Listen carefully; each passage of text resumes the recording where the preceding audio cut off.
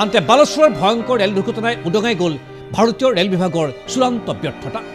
আধুনিক ভাৰতৰ ৰেল ব্যৱস্থা যে সময়তকৈ পিছপৰা এই কথাই উদঙাই দেখুৱালে বালেশ্বৰৰ দুৰ্ঘটনাই। যি সময়ত কোৱা হৈছে বুলেট ট্ৰেইনৰ কথা, সেই সময়তে বালেশ্বৰৰ দুৰ্ঘটনাই উদঙালে ৰেল বিভাগৰ ফুপুলা নদীকো। এফালে বন্দে ভাৰতৰ জয়গান গাইছে কেন্দ্ৰীয় চৰকাৰে, আনফালে পুৰণিকলীয়া ব্যৱস্থাৰে চলি আছে ভাৰতবৰ্ষৰ ৰেল ব্যৱস্থা।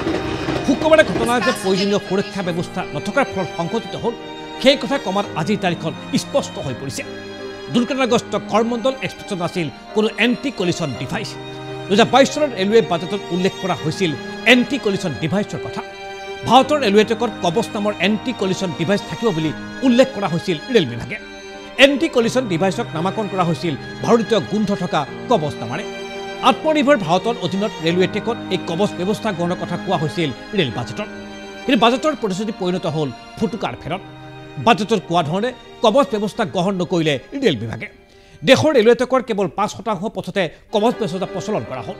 ভাৰতৰ ৰেল ট্ৰেকে সামৰি লৈছে প্ৰায় 68,000 কিলোমিটাৰ পথো। ইয়াৰে কেৱল 1400 কিলোমিটাৰ পথতে সংযোগ কৰা হ'ল এই বিশেষ কবচ ব্যৱস্থা।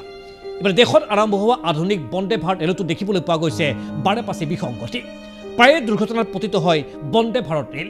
বহু ঠাইত ছাগলী গৰুক খুন্দিয়াই ক্ষতিগ্ৰস্ত হৈছে বন্দে ভাৰত ৰেল সেৱা, যাৰ বাবে প্ৰায় বিৰোধী সমালোচনাৰ সন্মুখীন হৈ আহিছে কেন্দ্ৰীয় চৰকাৰ। ইফালে বালেশ্বৰৰ ঘটনাৰ পাছতেই পোহৰলৈ আহিছে আন কেতবোৰ ভয়ংকৰ তথ্য। প্ৰশ্ন উঠিছে ৰেল বিভাগৰ নিযুক্তিক লৈও। দেশত আজি তাৰিখত ৰেল বিভাগত খালী আছে প্ৰায় 3 লক্ষাধিক নন গেজেটেড পোষ্ট। দেশৰ বিভিন্ন প্ৰান্তত ৰেলৱে সংমণ্ডলত খালী হৈ আছে এই বিশেষ পদসমূহ। চেণ্ট্ৰেল ৰেলৱেত খালী হৈ থকা 28,650টা পদৰ 50% পদ খালী হৈ আছে নিৰাপত্তা বিভাগত। যি কথাই ৰেলৱে বিভাগৰ ব্যৰ্থতাৰ আন এক নগ্ন ছবি দাঙি ধৰিছে আজিৰ এই বিশেষ সময়ছোৱাত।